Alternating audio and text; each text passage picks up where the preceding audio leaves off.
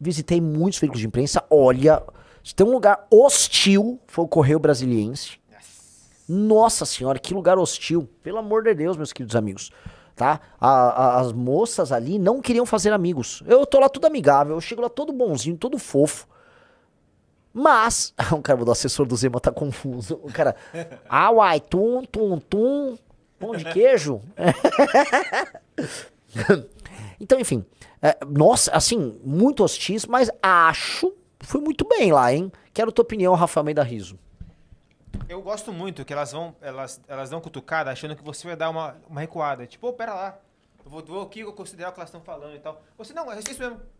Não, mas deputado, não sou deputado. Não, mas deputado, não sou deputado. Ah, tá, mas o dados, isso aqui, não, esses dados são errados. Tipo... Agora, assim, o Kim achou que foi a minha melhor participação nessas entrevistas, foi uma entrevista hostil. Eu achei, um cara botou aqui, Correio Brasiliense foi muito ruim. Cara, parem de confundir as coisas.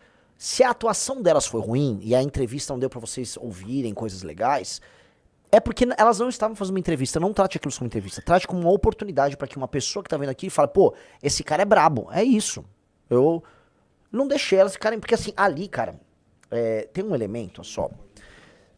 Tem um conceito que ficou conhecido na direita americana, na direita europeia também como long house, tá? O conceito long house, ele se refere a uma sociedade matriarcal. Uma sociedade pretensamente matriarcal, mas ela era mais matriarcal do que as sociedades patriarcais indo-europeias que existiam na Europa, no Neolítico, pré-invasão indo-europeia. E o conceito lá é que não haviam grandes casas comunais, eram regimes meio que comunais, com essas grandes casas de madeira, em que havia uma energia feminina muito forte e uma espécie de repressão ao elemento masculino. E dizem que a sociedade moderna contemporânea, vamos colocar assim, ela expressa essa coisa da long house. Ali, o que essas moças queriam fazer comigo era me colocar na long house. É uma espécie de opressão ao espírito masculino de uma figura que é masculina e que tem um elemento muito criador e muito livre. Eu, em grande medida, minha característica como defeito e como qualidade é ser um espírito livre. Livre a ponto de falar umas besteiras, de andar às vezes meio desgrenhado, mas livre de ponto de criar coisas. Ali, elas foram me long housear. E não rolou. Pelo contrário. Né? Então, ao não rolar a long houseada, o que nós tivemos no fim foi um choque. Então, tratem como choque. Porque, no fundo, tá? Esse é um grande teste. Esse é um grande teste, porque em qualquer sociedade, você vai ter que criar sempre um equilíbrio entre o feminino e o masculino. É o yin yang. Vocês já viram o lance do yin yang? Então o elemento feminino e o masculino, eles andam juntos, tá? E é como se fosse o elemento masculino que é o ordenador e o elemento feminino que é a natureza, o caos e a ordem se chocando. Você precisa ter os dois elementos. Você só vai ser criador quando você abraça o caos. Quando você abraça o caos e a ausência de ordem, você cria o novo. Então o elemento feminino entra. Por isso que as musas, né, que são evocadas pelos poetas, os bardos, elas, na prática, são seres femininos, entendeu? Você vai atrás das musas. É por isso que os rituais, vamos dizer, dionisíacos, eles iam todos numa linha que ela em si é muito feminina. E do outro lado, é o elemento hierárquico ordenador masculino. Você precisa juntar essas duas coisas. Entretanto, o elemento feminino, quando fica muito forte em uma sociedade, ele mata o espírito, não apenas o ordenador, mas o espírito aventureiro masculino. Então, a gente tá numa sociedade que tá, talvez, por mais que seja uma sociedade que tenha homens no poder, com um espírito muito feminino. E o capitalismo talvez nos leve a isso, depois isso dá uma grande discussão. E você precisa agora ordenar. Eu preciso meter lei e ordem no Brasil. E reparem que a minha discussão com aquelas moças, elas foram falar de feminicídio, violência contra a mulher, e eu tô falando, eu vou impor lei e ordem. É pena dura e eu vou pegar o bandido. Se o bandido bateu numa mulher num relacionamento, eu vou pegar o cara. Elas não, elas querem discutir. Não, vamos discutir e conscientizar. Que papinho! Isso é uma censura, porque no fundo elas querem reprimir a existência de um espírito masculino. Entendeu? A repressão é a repressão pro menino na escola, para ele não ser um menino homem na escola. Ok? É uma repressão. Elas querem uma repressão no âmbito cultural. E não uma repressão prática contra um homem que comete um erro. Então ali você tinha esse choque. Então o que você tem ali é um choque de concepções. E a coisa mais masculina de fazer é falar não. E colocar a sua opinião. E pronto, e acabou. É isso que nós precisamos fazer. Entendeu? E É muito diferente de um cara como o Flávio Bolsonaro, que é um cara feminino. O Flávio Bolsonaro é um sujeito em si muito feminino. E o Flávio Bolsonaro se adapta. Né? Se adapta. E a coisa mais feminina do Flávio Bolsonaro é justamente essa adaptabilidade. Por isso que é diferente. Por isso que nós não temos nada a ver. Tá, ah, não tem mais. Eu ia botar aqui o fone, né? Vamos lá, dá o play. Vamos lá.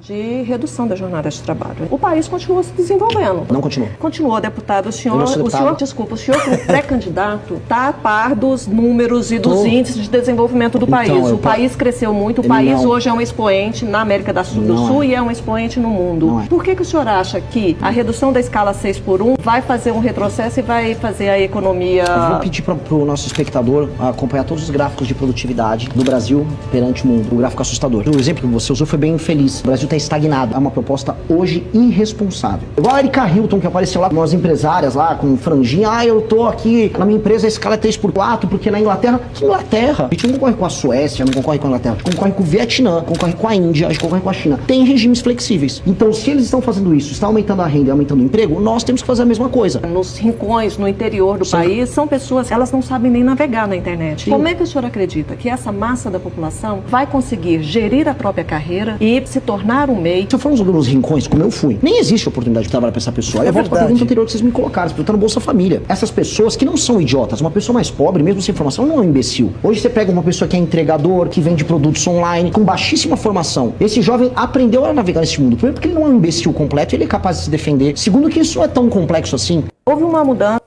Tipo, do jeito que ela colocou, parece que assim, um cara que é MEI hoje, ele é um imbecil. Ele não consegue usar os recursos. Que curso eletrônico? Um cara, vou me cadastrar na Uber pra ser motorista. Nossa! De onde ela tirou isso? De onde ela tirou isso? Hoje existem milhões de pessoas que são MEI. Elas entram no site, elas abrem a empresa, fazem... Todo mundo consegue abrir o MEI. De onde tirou isso? Isso é muito difícil, senhor deputado. Eu não sou deputado. É isso. Eu não vou lacrar pra cima de nenhum jornalista. Entendam isso. Não verão da minha parte lacração.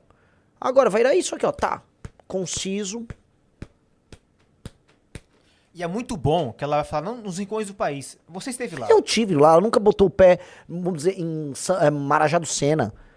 Ela nunca botou o pé em Santa Quitéria. Ela não conhece o que é um rincão do país. Você foi literalmente na cidade mais pobre do Brasil. Brasil. Ela não tem ideia. A beleza de eu rodar o Brasil é que agora eu tenho lugar de fala pra explicar o tal do rincão. O Steel Right Here mandou. Antes, o Brasil tá voando. Depois, o povo não sabe mexer na net. Na mesma entrevista. É verdade. Temos muita produtividade. O pessoal não sabe mexer na internet. Muito bom. E aí, o que é o lance? As duas tentaram lacrar pra cima de mim.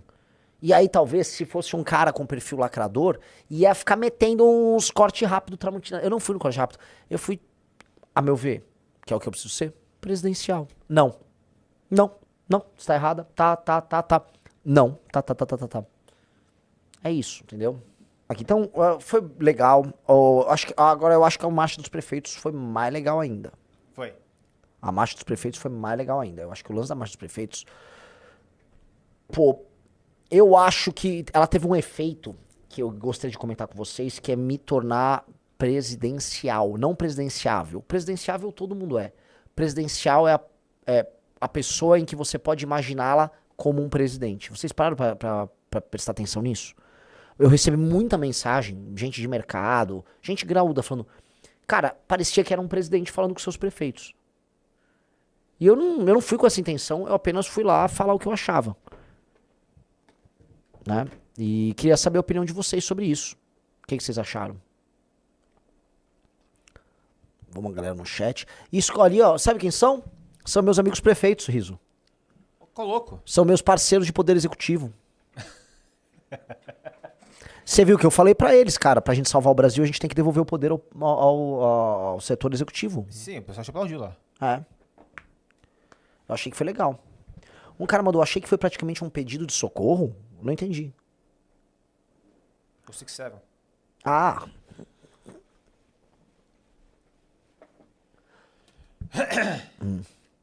O cara falou que faltam uns 10% de lacração nas minhas participações. Eu não quero, cara. Eu não quero.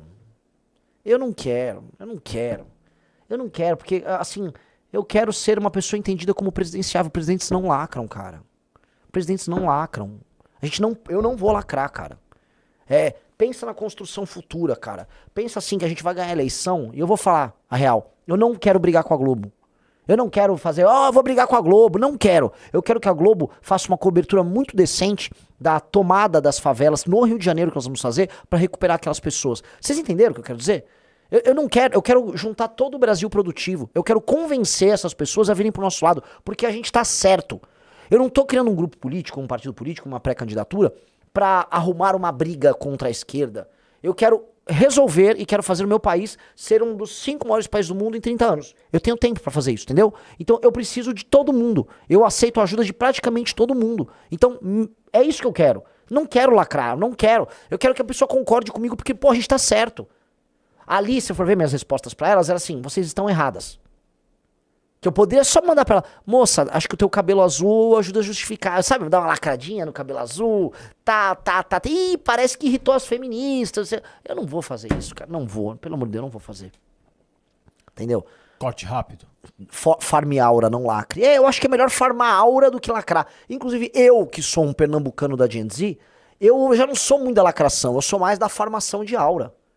Entendeu? A gente tem que dar uma farmada de aura e não lacrar.